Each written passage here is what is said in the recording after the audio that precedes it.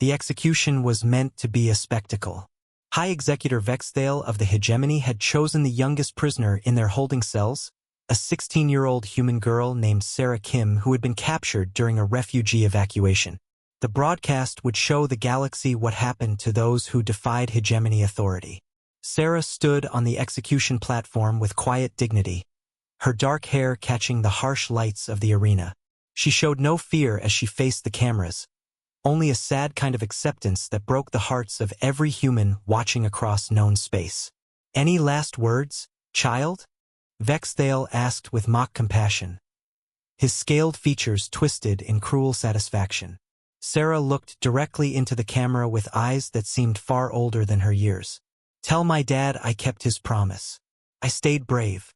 The plasma bolt that ended her life was broadcast to every inhabited world in the galaxy. What the Hegemony didn't know was that Sarah Kim wasn't just any refugee.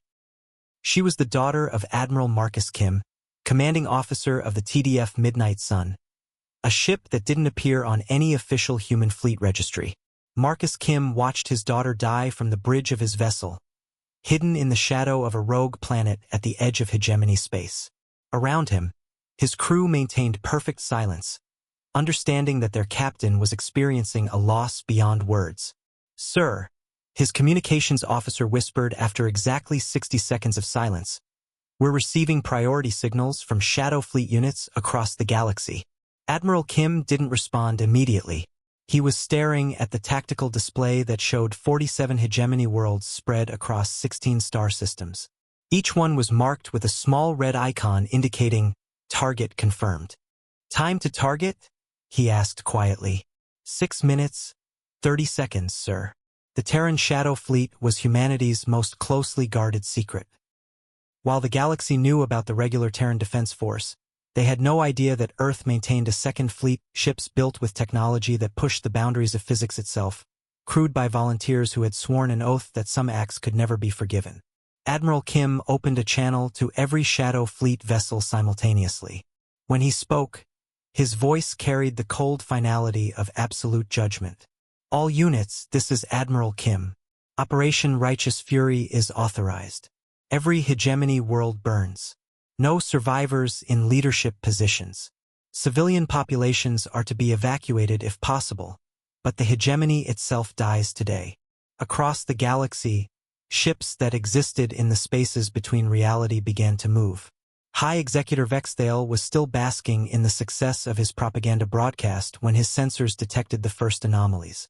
Energy signatures that defied conventional physics were appearing simultaneously across all 47 Hegemony worlds. "What am I looking at?"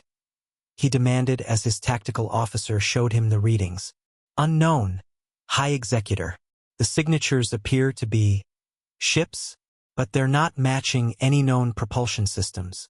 They seem to be existing in multiple dimensional phases simultaneously." That's when the attacks began.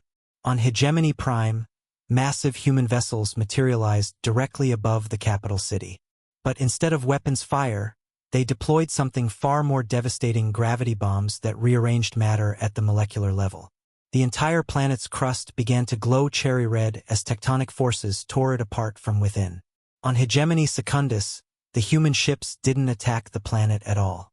They attacked the star itself, using technology that accelerated stellar fusion until the sun went nova, consuming everything in the system in a wave of superheated plasma. Across 47 worlds, the pattern repeated with surgical precision. Military installations were vaporized.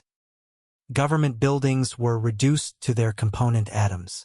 Hegemony leadership found themselves facing human soldiers who appeared from nowhere, moved like ghosts, and showed about as much mercy as the vacuum of space. The most terrifying part wasn't the technology or the coordination. It was the timing. Every attack had been launched simultaneously, meaning the humans had been prepared for this exact response. They had known what the Hegemony would do and had been ready to implement total annihilation within minutes. Vexthale's flagship was the last to fall. As human vessels surrounded his ship, he found himself face-to-face with Admiral Kim via holographic transmission. "You killed a child on live broadcast," Kim said, his voice carrying the weight of a species' fury. "You thought it would frighten us. Admiral, surely we can negotiate. You were wrong, Kim continued as if Vexdale hadn't spoken. It didn't frighten us. It educated us about your true nature. And now we're educating you about ours. The transmission ended. Vexdale's ship simply ceased to exist, reduced to its component particles by weapons that operated on principles the Hegemony couldn't comprehend. 7 minutes and 14 seconds after Sarah Kim's execution, the Hegemony's 47 worlds were either destroyed or burning. Their government had been eliminated. Their military had been annihilated. Their empire had been erased from existence with a thoroughness that left other galactic powers speechless with terror. In the aftermath, Admiral Kim sent a message to every government in known space. The Terran Shadow Fleet has existed for 200 years, waiting for someone to cross a line that could never be uncrossed. The Hegemony executed a child for entertainment. They have learned that some actions have consequences that transcend politics, diplomacy, and warfare. The message concluded with footage of Sarah Kim's last moments, followed by time-stamped destruction of every Hegemony asset in the galaxy. Harm our children, the message ended, and we will erase you from history. This is not a threat. This is a promise. The galaxy's political structure changed overnight. Every major power began implementing strict protocols regarding human civilians, especially children. The phrase "Remember Sarah Kim" became synonymous with the understanding that humanity's true power lay not in their visible fleets, but in the shadows they cast across the stars.